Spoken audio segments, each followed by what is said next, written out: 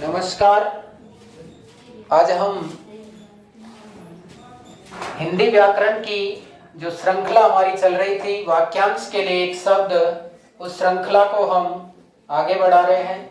और ये जो श्रृंखला है ये न केवल आपको यहाँ तक ही काम आएगी कि एकेडमिक कक्षाओं तक ही काम आए, यह श्रृंखला हमें प्रतियोगी परीक्षाओं में भी बेहद उपयोगी होगी, क्योंकि माध्यमिक शिक्षा बोर्ड राजस्थान अजमेर द्वारा ये जो हिंदी व्याकरण की किताब है, ये हिंदी व्याकरण की पुस्तक नवीन हिंदी व्याकरण रचना एवं प्रबोध, ये किताब से सीधे सीधे प्रश्न उठते हैं हमारी परीक्षाओं में। क्योंकि पेपर बनेगा तो पेपर बनाने वाले के पास बाजार की कोई गाइड नहीं है, उनके पास खुद की किताब है और वो खुद की किताब से ही प्रश्न बढ़ाते हैं। इसलिए सर्वाधिक प्रश्न आने की संभावना है इस किताब से है। इसलिए हम हमारी नींव को अगर अभी से मजबूत कर लें तो ये छोटी मोटी चीजें आपको बाद में याद करने की, पढ़ने की, किसी कोचिंग संस्थान में जाकर और बहुत बढ़िया मोटी फीस देकर इनको पढ़ने की आवश्यकता दोबारा ना पड़े, इसलिए आपको ये सुविधा उपलब्ध करवाई जा रही है। और ये सुविधा यहाँ तक ही नहीं, अगर आप बाद में भी पढ़ना चाहें कि हमारी पिछली क्लासों को हम याद कर लेते हैं, देख लेते हैं, तो आप बाद में भी इनको देख सकते हैं। तो इस श्रृंखला को हम आगे बढ़ाते हैं, हिंदी व्याकरण की श्रृंखला। आज 8 मार्च अंतर्राष्ट्रीय महिला दिवस के रूप में मनाया जाता है। इस पर भी हम वार्ता करेंगे कि अंतर्राष्ट्रीय महिला दिवस क्यों मनाया जाता है, कि कहते हैं कि एक दिन तो उनका भी आता है जिन्होंने हमको जन्म दिया है। क्लियर? देखिएगा, अपन पढ़ रहे थे, क्या पढ़ रहे थे? हिंदी व्याकरण, हिंदी व्याकरण। और इस हिंदी व्याकरण की इस श्रृंखला में हम क्या पढ़ रहे थे? वाक्यांश के लिए एक शब्द, वाक्यांश के लिए एक शब्द अंग्रेजी में क्या कहते हैं? One word. क्या कहते हैं? One word. अपने अंतिम वन वर्ड के रूप में जो 100वां वन वर्ड लिखा, वो लिखा है कि जो क्या हो? नष्ट होने वाला हो। क्या होने वाला हो? नष्ट होने वाला हो। तो उसको हम क्या कहते हैं? नस्वर। क्या कहते हैं? नस्वर। मैंने आज अंतर्राष्ट्रीय महिला दिवस है, इसलिए एक ऐसा माता के नाम से आपको एक वन वर्ड सिखाना चाहता हूं कि ऐसी भी माताएं होती हैं जिनमें ममता नहीं होती है। तो जिसमें ममता होती है वो तो ममत्व कहलाएगा, लेकिन जिसमें ममता न हो, जिसमें ममता न हो, आपने न हो, आपसे एक कविता तैयार करी थी, आपने कविता गाई थी कि माता में ममता होती है, संतान लगे है प्यारी। तो और हत्या करने वाली जो होती है उसको तो कहते हैं हत्यारी। तो वह माता जिसमें ममता नहीं होगी, वह माता निर्मम कहलाएगी। क्या कहलाएगी? निर्मम। और मैंने कहा था निर जो उपसर्ग है उसमें रे आधा है, और जो आधा रे है वो कहाँ चढ़ जाता है?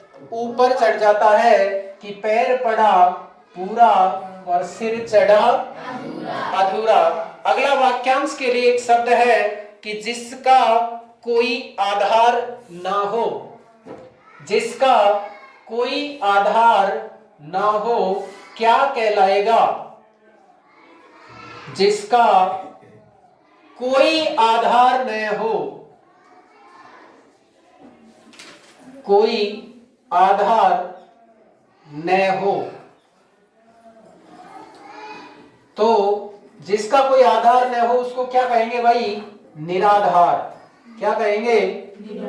निराधार। यानी जिसका कोई आधार न हो, रे आधा था, आ की मात्रा लगने के कारण वह रे क्या हो गया? पूरा हो गया। अगला है निरीक्षण करने वाला, निरीक्षण करने वाला, निरीक्षण करने वाला क्या कहलाता है? निरीक्षण करने वाला, निरीक्षण करने वाला क्या कहलाएगा? आप बताएंगे कि निरीक्षण जो करता है उस निरीक्षण करने वाले को क्या कहा जाता है? बता दीजिएगा कि निरीक्षण करने वाला कौन होता है? बोलो। निरीक्षक। कौन होता है? निरीक्षक। इसमें भी निरुपसर्ग ही है, निर प्लस इक्षक, निरीक्षक। अगला है जिसका कोई आकार ना हो, जिसका कोई आकार ना हो। बोलो क्या होता है? जिसका कोई आकार, वेरी गुड, जिसका कोई आकार ना हो वो कहलाता है क्या? निराकार। परब्रह्म परमेश्वर जो है उसका कोई आकार नहीं है, इसलिए उस परब्रह्म परमेश्वर को भी क्या कहा जाता है? निराकार कहा जाता है। अगला वाक्यांश के लिए हमारा एक शब्द है नया आया हुआ व्यक्ति। नया आया हुआ व्यक्ति, नया आया हुआ व्यक्ति। एक तो वो व्यक्ति जो आया हुआ है वो तो कहलाएगा आगंतुक, आगंतुक। लेकिन नया आया है तो क्या कहलाएगा? नव आगंतुक। क्या कहलाएगा? नव आगंतुक। अपन जब प्रोग्राम होता है तो स्टेज पर जब एंकरिंग करते हैं उस समय बोलते हैं, क्या बोलते हैं कि विद्यालय प्रांगण में उपस्थित सभी आगंतुक और नव आगंतुक अतिथि जो है उनका विद्यालय परिवार हार्दिक अभिनंदन करता है, हार्दिक स्वागत करता है, बोला जाता है उस समय। तो नव आगंतुक का मतलब पहले से बैठे थे, पहले आ गए थे, उनके बाद में प्रोग्राम में बीच में कोई आता है तो वो क्या कहलाएगा? नव आगंतुक अतिथि मेहमान। अगला है जिसमें संदेह न हो, जिसमें संदेह न हो, जिसमें क्या नहीं हो? संदेह। जिसमें संदेह न हो क्या कहलाएगा? निसंदेह। क्या कहलाएगा? निसंदेह, निसंदेह। जब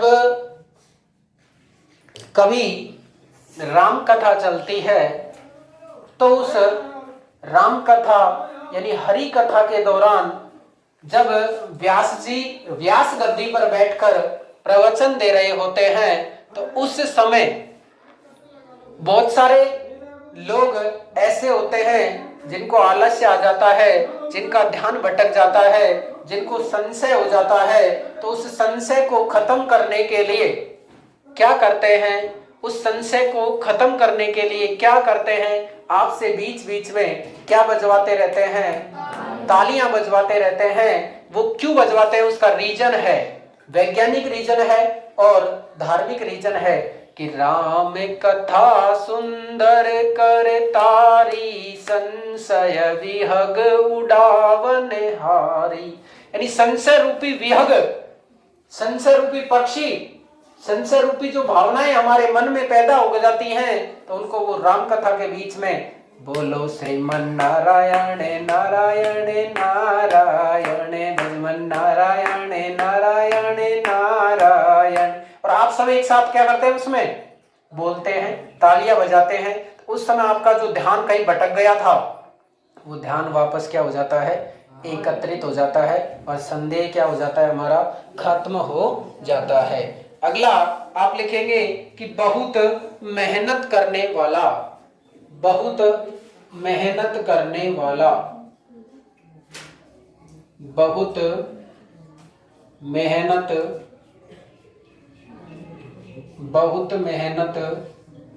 करने वाला, बहुत मेहनत करने वाला क्या कहलाता है भाई? मेहनती। क्या कहलाता है? मेहनती। या क्या कहलाएगा? परिश्रमी। क्या कह सकते हैं? परिश्रमी। जो मेहनत करता है परिश्रमी या मेहनती कहलाता है। अगला हमारा वाक्यांश के लिए एक शब्द है कि जो आंखों के सामने हो, जो आंखों के सामने हो, जो आंखों के क्या हो? सामने हो, सामने हो। सामने देखना आप भी कि जो आंखों के सामने हो, यानी इसको बोलते हैं प्रति प्लस अक्ष। अक्ष यानी आंख, प्रति यानी सामने। ध्यान दो इधर, सामने प्रति यानी सामने, अक्ष यानी किसके? आंखों के। तो जो आंखों के सामने हो क्या कहलाएगा? प्रति अक्ष। और इसको संधि करके लिखेंगे तो ये तय तो रह जाएगा आधा, और ई का किस में बदल जाएगा? य में। कौन सी संधि होगी? कौन सी संधि होगी? वेरी गुड, यण संधि होगी। कौन सी संधि होगी? यण संधि होगी। एक बात और सुन लेना मेरी बात। आपसे थोड़ी देर पहले हम लोकोक्ति सुन रहे थे, तो उसमें एक लोकोक्ति आई थी कि हाथ कंगन को आरसी क्या, पढ़े लिखे को फारसी क्या। कि जो व्यक्ति पढ़ा लिखा है तो वो व्यक्ति तुरंत जो भी भाषा है उसको क्या कर लेगा? पढ़ लेगा और समझाएगा कि ये क्या है, क्योंकि वो व्यक्ति कह रहा है कि प्रत्यक्ष के लिए प्रमाण की कोई आवश्यकता नहीं होती है। कि प्रत्यक्ष यानी प्रमाण की कोई जरूरत नहीं, हम सामने देख तो रहे हैं। अभी बाहर से कोई चेक करने के लिए आए स्कूल में कि टीचर पढ़ाते हैं या नहीं पढ़ाते हैं, और हम उसको इस स्टेज पे मिलते हैं, तो क्या वो ये कहेगा कि स्कूल में अध्यापक नहीं पढ़ा रहे थे? क्यों कहेगा? उसने सामने देखा है पढ़ाते हुए कि प्रत्यक्ष के लिए प्रमाण की आवश्यकता नहीं होती है। आगे देखिएगा तो इस तरह अगला अपना वाक्यांश के लिए शब्द 109 नंबर है कि जो परदेश में रहने वाला हो। परदेश में रहने वाला, परदेश में रहने वाला,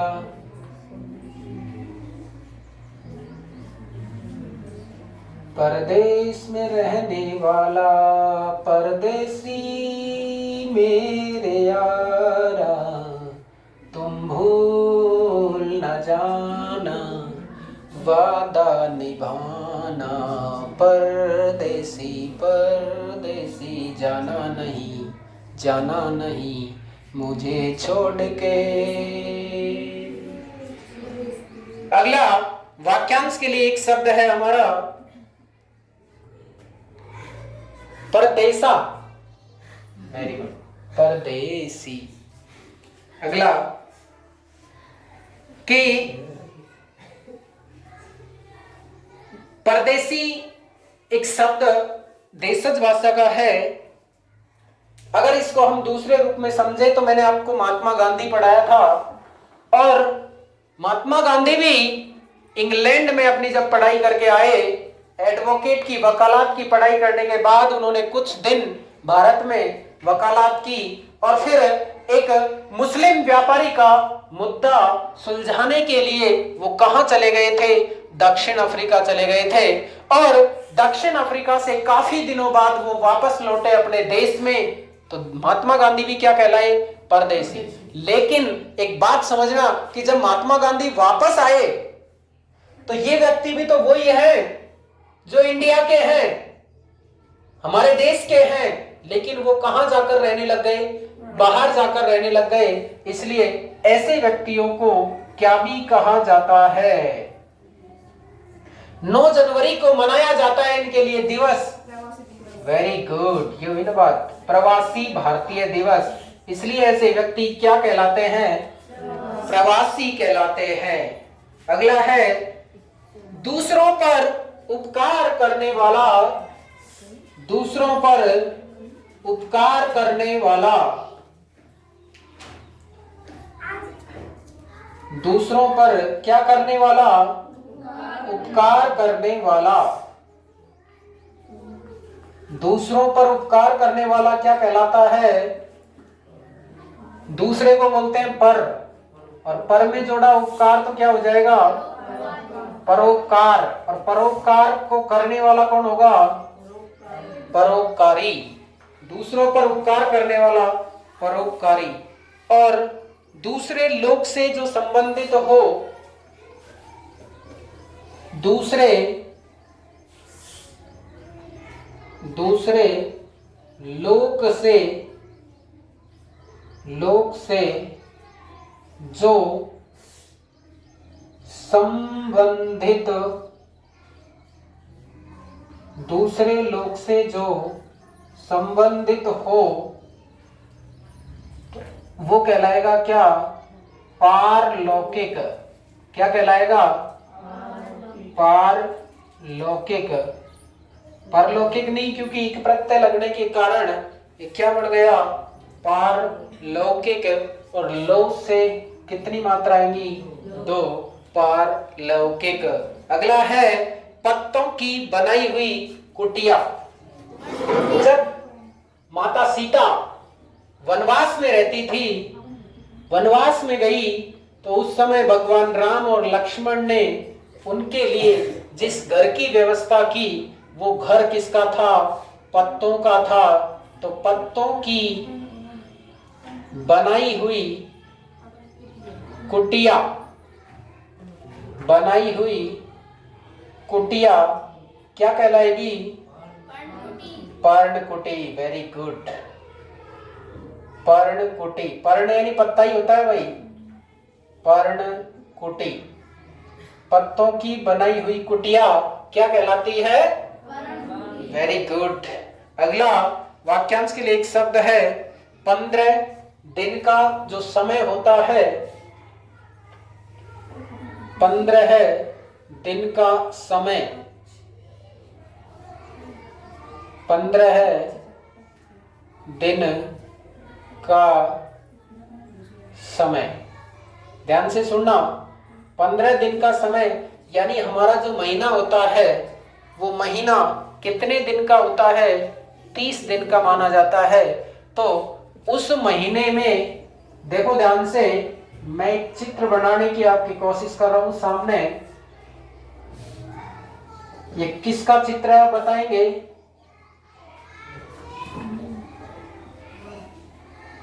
नहीं बताएंगे? ध्यान से देखिएगा कि ये जो चित्र है वो चंद्रमा का है। किसका है? चंद्रमा का है।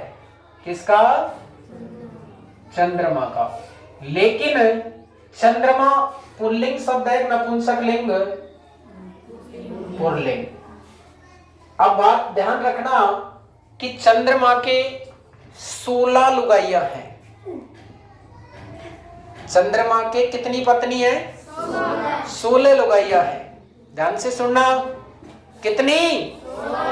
16। और महीने में दिन कितने होते हैं?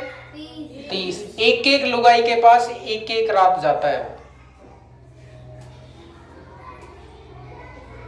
लेकिन फिर तो दिन तो है 30 और लुगाई कितनी है उसकी? 16। कैसे जाता है वो ध्यान से समझना।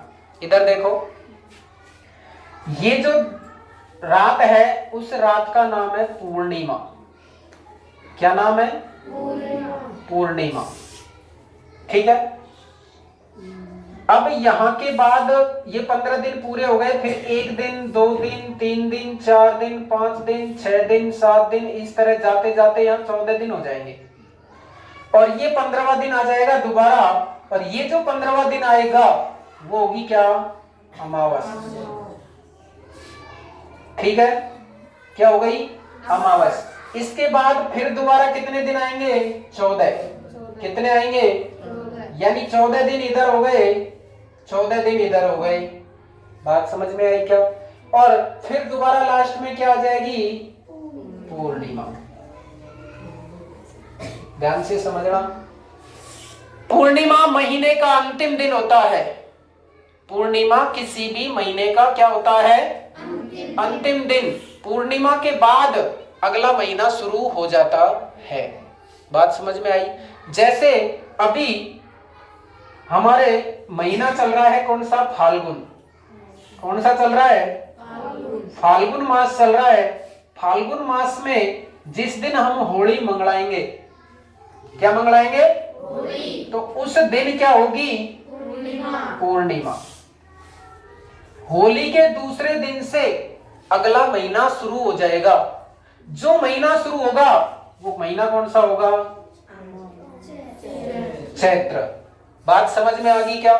ये जो चैत्र महीना शुरू हुआ है, ये यहां पर कितने दिन चलेगा? 30 दिन। कितने दिन चलेगा? 30 दिन चलेगा। अब देखो, इसमें 14 दिन यहां तक जाएंगे ना अपन, जब यहां पर रात जो होगी वो कैसी होगी? काली। कैसी रात होगी? रात काली होगी। इसलिए ये जो 15 दिन का समय हो गया, इसको क्या बोलते हैं? कृष्ण पक्ष। क्या बोलते हैं? कृष्ण पक्ष। और इसके बाद में अमावस्या आएगी। अमावस्या के बाद फिर क्या होता जाएगा? उजाली रात। जो उजाली रात होती है उसको क्या बोलते हैं? क्या बोलते हैं? उजाली रात को बोलते हैं शुक्ल पक्ष। कौन सा पक्ष बोलेंगे? ध्यान दो एक बार दोबारा। मैंने कहा था कि चंद्रमा की कितनी पत्नियां थी? 16। देखो 14 तो ये रही है ना, ये 14 दोबारा यहां पर आ गई कि नहीं आई? 14 एक का 15 और एक 14 लुगाइयों के पास तो वो 2 दिन जाता है, और पूर्णिमा और अमावस्या के पास एक एक दिन जाता है। बोलो बात समझ में आ गई क्या? आई कि नहीं आई? ये 14 28 29 और 30, यानी 1 से लेकर 14 तक 2 बार कला आती है। यानी कुल मिलाकर, ये तो समझाने के लिए बताया है, लेकिन चंद्रमा की 16 कलाएं होती हैं। कितनी कला? 16 कला। तो 14 कला तो ये हो गई, ये 14 कला वापिस यहाँ आ गई, 15 और 16। बात समझ में आ गई अब तो महीने का पहला पक्ष कौन सा होता है? और महीने का दूसरा पक्ष शुक्ल पक्ष होता है। महीने की शुरुआत कौन से पक्ष से होती है? कृष्ण पक्ष से। महीने का अंत कौन से पक्ष से होता है? शुक्ल पक्ष से। किसी भी महीने की बीच की तारीख क्या कहलाती है? किसी भी महीने की अंतिम तारीख क्या कहलाती है? पूर्णिमा। अगर अपन बात करें कि महीने की शुरुआत कौन सी तारीख से हुई, तो शुक्ल पक्ष की कृष्ण पक्ष की 1 तारीख से हुई, जिसको प्रतिपदा या एकम कहते हैं। प्रतिपदा या क्या कहते हैं? एकम। तो अब ये 15 दिन का समय यहाँ पर कौन सा कहलाया? कृष्ण पक्ष। इसलिए आप यहाँ पर जो 15 दिन का समय है, इस 15 दिन के समय को क्या कह सकते हैं? पक्ष कह सकते हैं। बोलो बात समझ में आ गई क्या? पक्ष। इसके अलावा 15 दिन के समय को पखवाड़ा भी कह सकते हैं। पखवाड़ा। क्लियर? अगला वाक्यांश के लिए एक शब्द है हमारा कि रास्ता दिखाने वाला। रास्ता दिखाने, रास्ता दिखाने वाला। रास्ता दिखाने वाला क्या कहलाता है भाई?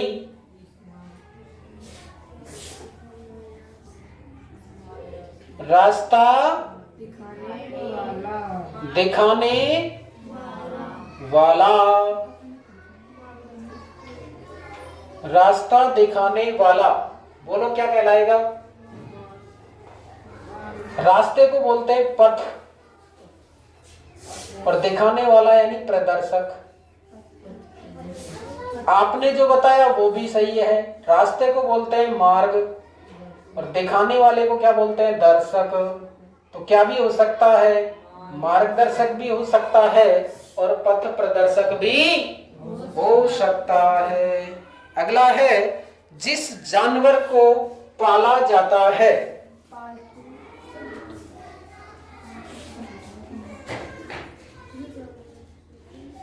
जिस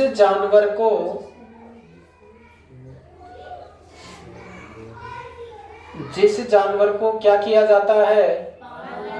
पाला जाता है, तो वो क्या कहलाता है? पालतू।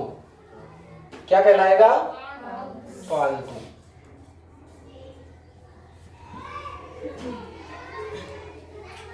जिस जानवर को पाला जाता है वो पालतू जानवर कहलाएगा।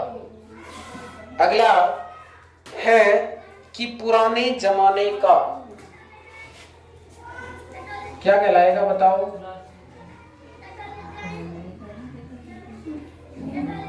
पुराने जमाने का, पुराने जमाने का क्या कहलाएगा? क्या कहलाएगा? प्राचीन। क्या कहलाएगा? प्राचीन। पुराने जमाने का कहलाता है प्राचीन। अगला है 117 नंबर का, कि प्रशंसा करने योग्य। क्या कह रहे हैं? प्रशंसा करने योग्य।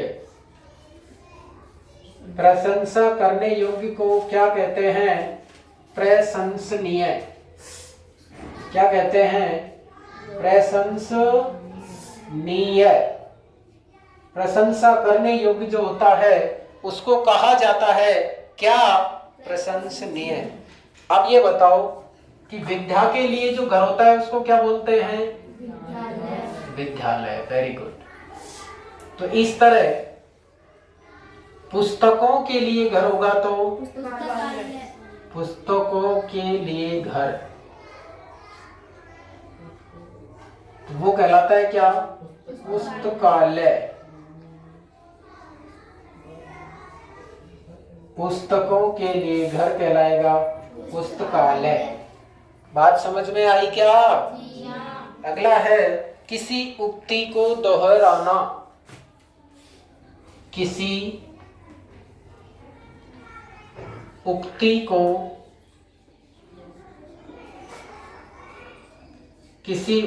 को क्या करना?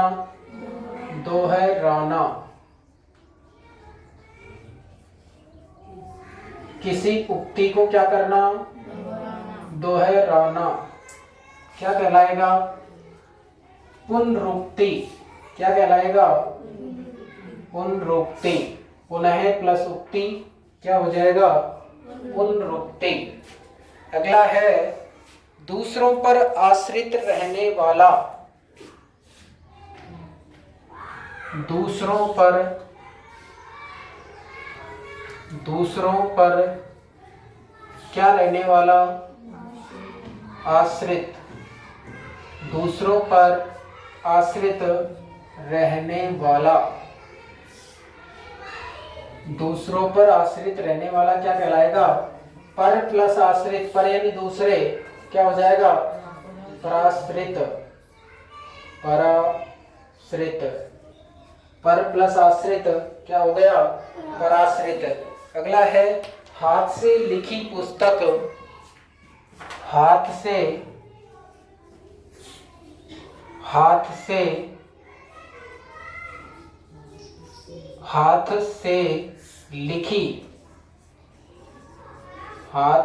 लिखी पुस्तक। हाथ से लिखी पुस्तक क्या कहलाती है? या तो हस्तलिखित या पांडुलिपि। क्या कहलाएगी? पांडुलिपि। हाथ से लिखी हुई पुस्तक को क्या कहते हैं? पांडुलिपि। जो बहुत कीमती हो, जिसका मूल्य ज्यादा हो, जो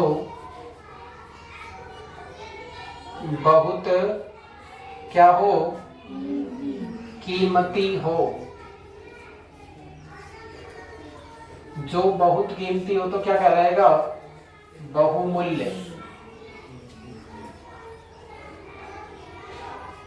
बहुमूल्य, जो बहुत ज्यादा कीमती होता है उसको कहते हैं क्या, बहुमूल्य। और जो बहुत ज्यादा बोलता है उसको क्या बोलते हैं,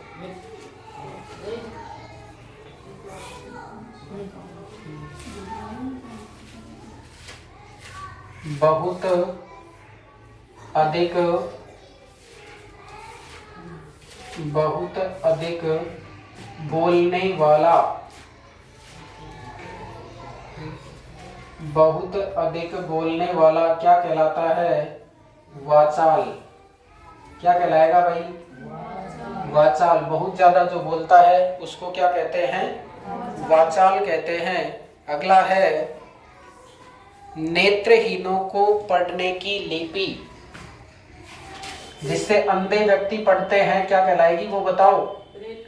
वेरी गुड। नेत्रहीनों, नेत्रहीनों को पढ़ने की लिपि, नेत्रहीनों को पढ़ने की लिपि क्या कहलाती है, बोल दो। ब्रेल लिपि, ब्रेल लिपि, ब्रेल लिपि। ये सुधार करना थोड़ा सा, लिपि में दोनों मात्रा क्या आएंगी, छोटी आएंगी। जैसे पांडुलिपि में लिखा है ना, ब्रेल लिपि। अगला है कि जो पहले का हो, जो पहले का हो, जो पहले का हो, जो पहले का हो क्या कहलाता है, भूतपूर्व। क्या कहलाएगा भाई, भूतपूर्व, भूतपूर्व। लिख लिए क्या आपने यहां तक? जी हाँ। सुनो तो आगे, यानी वाक्यांश के लिए एक शब्द की हमारी जो श्रृंखला है, इसमें हम आज 125 वाक्यांश पर पहुंच चुके हैं। और इसी बीच आपको चंद्रमा की कितनी लुगाइयां बताई, 16 लुगाइयां बताई, जिनमें पूर्णमासी और अमावस के पास वो केवल एक एक बार जाता है। और ये 14 लुगाइयां जो है इनके पास कितनी बार जाता है, 2 बार जाता है। आगे सुनना कि आप बताएंगे, मैं पूछूंगा आपसे कि जिसमें ममता न हो, यानी आपने पढ़ा था कि माता में ममता होती है, संतान लगे है प्यारी। माता में ममता होती है, संतान लगे है प्यारी। और हत्या करने वाली को तो कहते हैं हत्यारी। तो ऐसी माता जिसमें ममता नहीं हो, या ऐसी महिला या ऐसा कोई जीव जिसमें ममता नहीं हो, तो वह क्या कहलाता है, निर्मम। क्या कहलाएगा, निर्मम। उसके बाद में है जिसका कोई आधार न हो, निराधार। क्या कहलाएगा, निरीक्षण करने वाला व्यक्ति क्या कहलाता है, जिसका कोई आकार न हो क्या कहलाता है, नया आया हुआ व्यक्ति क्या कहलाता है, बोलो, नव आगंतुक। जिसमें संदेह न हो, निसंदेह। आपको बताया था कि संदेह, संशय को खत्म करने के लिए हम राम कथा में क्या बजाते हैं, तालियां बजाते हैं कि राम कथा सुंदर कर तारी, संशय विहग उड़ावन हारी। यानी संशय रूपी पक्षियों को क्या कर देती हैं, वो उड़ा देती हैं। अगला, जिसमें संदेह न हो क्या कहलाएगा, निसंदेह। बहुत मेहनत करने वाला, मेहनती। और जो आंखों के सामने हो, प्रत्यक्ष। यानी हाथ कंगन को आरसी क्या, पढ़े लिखे को फारसी क्या। यानी प्रत्यक्ष को प्रमाण की कोई आवश्यकता। परदेश में रहने वाला परदेसी या प्रवासी, दूसरों पर उपकार करने वाला हम सदाचारी बने, हम परोपकारी बने, हम वीर व्रतधारी बने। दूसरे लोक से जो संबंधित हो क्या कहलाएगा? पारलौकिक। पत्तों से भगवान राम और लक्ष्मण ने मां सीता के निवास के लिए क्या बनाई थी? पर्णकुटी। 15 दिन का समय जो आपको यहाँ पर बताया, ये क्या कहलाएगा? पक्ष। क्या कहलाएगा? इसी को क्या कहते हैं? पखवाड़ा। रास्ता दिखाने वाला पथ प्रदर्शक। पथ प्रदर्शक करना इसको, पथ प्रदर्शक या मार्गदर्शक। फिर है जिस जानवर को पाला जाता है क्या कहलाएगा? अगला है पुराने जमाने का जो है क्या कहलाएगा? प्रशंसा करने योग्य क्या कहलाएगा? प्रशंसनीय। क्या कहलाएगा? और हमारे रहने के लिए जो घर होता है उसको भी आलय कहते हैं। विद्या के लिए जो आलय होता है उसको विद्यालय कहते हैं। देवताओं के लिए जो आलय होता है उसको देवालय कहते हैं। तो पुस्तकों के लिए जो आलय होगा वो क्या कहलाएगा? किसी उक्ति को अगर बार बार दोहराते हैं तो क्या कहलाती है? पुनरुक्ति। दूसरों पर आश्रित रहने वाला क्या कहलाएगा? पर आश्रित। हाथ से लिखी गई पुस्तक क्या कहलाती है? या तो उसको हस्तलिपि कहेंगे या हस्तलिखित कहेंगे या क्या कहेंगे? पांडुलिपि। जो बहुत कीमती हो क्या कहलाएगा? बहुमूल्य। बहुत अधिक बोलने वाला क्या कहलाता है? वाचाल। जो बहुत अधिक बोलता है उसको क्या कहते हैं? और नेत्रहीनों को पढ़ने के लिए जो लिपि होती है उसका नाम ब्रेल लिपि है। और जो पहले का हो यानी हमसे पहले हुआ हो तो क्या कहलाएगा? वो भूतपूर्व। यानी यहाँ पर हमसे पहले कोई टीचर रह के गए वो भी क्या कहलाएंगे? भूतपूर्व। जो पहले रह के गए वो क्या कहलाएंगे? और हमसे पहले जो स्टूडेंट चले गए थे वो भी क्या कहलाएंगे? भूतपूर्व। बोलो बात समझ में आई क्या? जी हाँ। तो आप इस तरह पढ़ते रहेंगे और ये चंद्रमा की 16 कला जो आपको बताई है लुगाइया, इनको आप बना लेंगे, उतार लेंगे, आपको भविष्य में काम आएंगी ये चीजें। और ये बात याद रखना कि आपसे मैं बार बार कहता हूं कि कोशिश के तर्कस में वो तीर जिंदा रखना। हार जाओ भले ही जिंदगी में पर जीतने की उम्मीद जिंदा रखना। आई बात समझ में? धन्यवाद।